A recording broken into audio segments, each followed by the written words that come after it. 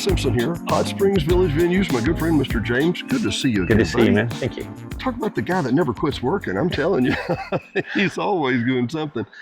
We were having a conversation a minute ago about hospitality, and the irony is with Airbnbs and the state park.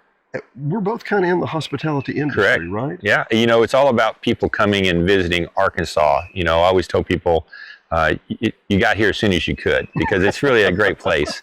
But people enjoy the lake, and I always try to be engaging, you know, find out what their interests are and so on. But we were talking about cabins, you know, we're talking about lodging, and our cabins were always updating. You know, we were having that talk about, you know, when do we replace the couches and the dining tables, and all those things have to be done on a fairly regular basis because people do judge you by the quality and the cleanliness of the facilities that they're visiting. Yeah. Well, we had talked about the Hotel Impossible, if you've ever had a chance to catch that on cable.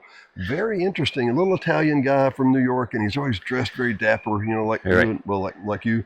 And but he walks into these rooms and he talks about how people start counting, and whether you know you do it or not, you do.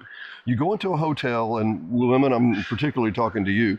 Well, there's a little stain on the sheets, and there's a hair here, and within 2.5 minutes, you decide if you're going to stay or if you're bouncing. That's correct. Yep. And Diane always says, Dennis, when you clean, we're just counting on people looking at the lake more than the sheets, that you didn't iron them or you didn't fold them or something. And she has a point. All that to say, you do keep a scorecard in your head. Yes. And it's not like you walk into a room. When you go into one of your units, do you do the same thing? We do, but we have a standard. You know, our state park really pushes the fact that if a guest stays at Lake DeGray, or they stay at Mount Nebo, or they stay here, there needs to be a consistency in what is provided from the way we make the beds, the way what coffee makers are there. So we work hard to make sure that everybody has this kind of the same experience, whether they're at this state park or another state park. They kind of get the same stuff. Now, there are some parks that have unique things. Like if you go to the Ozark Folk Center and you see a quilt on the bed, that's appropriate for that venue, if you will. But here, you do like coffee pots, you do branding? We have the same coffee pot in all of our parks. I had no idea. Our park system is very important to have us be consistent with our message and with our branding. So from coffee pots to even kayaks. We just put a new kayak kiosk at the Marina so people could rent kayaks. Even when we're not even open, they can rent kayaks. So self-service? Self-service. They come up, they pull up their smartphone, and they rent a kayak right off the kiosk there. And they can do that now at Petit Jean, they can do that at DeGray, they can do that at Lake Catherine, they can do it at probably 12 different state parks. If they're renting a kayak, they're going to rent it in the same way that they do any other the same app on their phone, the same whatever. Well, that makes complete sense. Well, now here, let me tie that back into Hot Springs Village real quick. See the stonework behind us? Right. I'm certain that Mr. I'm thinking of the architect that designed the front of the building, Fay Jones. Fay Jones, yeah.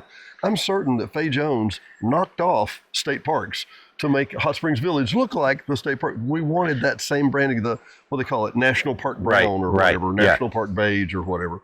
Just to get that authentic look, right? That's right. We actually call it Pelican Tan, but that brown, the color that we use, and Olympic Range green.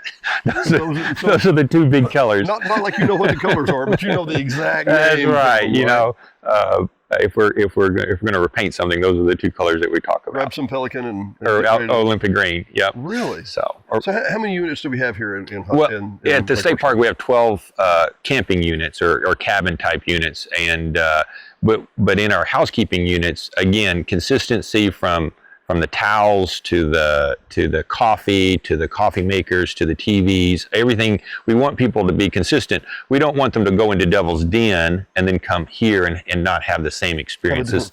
And we keep the level of quality up. You know, one of the biggest Google comments that we get, cleanest, well-maintained park they've ever been to, and that's what we look for. Compliment you more, right? We love that. That's what we want to hear. We want to hear that you appreciate the maintenance. We want you to appreciate the access that you get here and consistency across our state park system. Well, this conversation, to give you some background, this conversation started because we were talking about, like you, I go in and look at every little detail and go, there's scuffs on the bottom of this door. Am I going to have to replace the door? Or, can we paint that over? Or what's a acceptable level of accommodation? What are people that come here looking for? Are they looking for clean, but maybe not your level of clean, right? Well, I have a level of clean, but my chief housekeeper, Emily, she has a level much higher. I had to help her one day. We cleaned a cabin, and I turned to her and I said, that's good enough. And she goes, no, that's not good enough, type stuff. So she has a pretty high level. But back to a refrigerator. I'll give you an example. In cabin 5, there was a refrigerator that developed kind of a crack in the back of the refrigerator, the little plastic piece that covers the back. Shell. Yeah, the inner shell. And she, it's functional. Yeah, it's not broke. Right. And I don't know that I've ever had anyone complain about that little line of crack, but Emily wanted to get some cosmetic type tape, basically to kind of cover that and make it look a little nicer and stuff. So, little things, sometimes we try to mitigate those, but I don't know if I need to replace a whole $1,000 refrigerator just because of a crack. Sure. Well, and I'm tickled that Emily turned to the boss and said, no, you're slacking. James, you got to bring it up a little more. Yeah, that's what she does. Yeah. Well, so you touched on the details, but I want to go a little deeper. And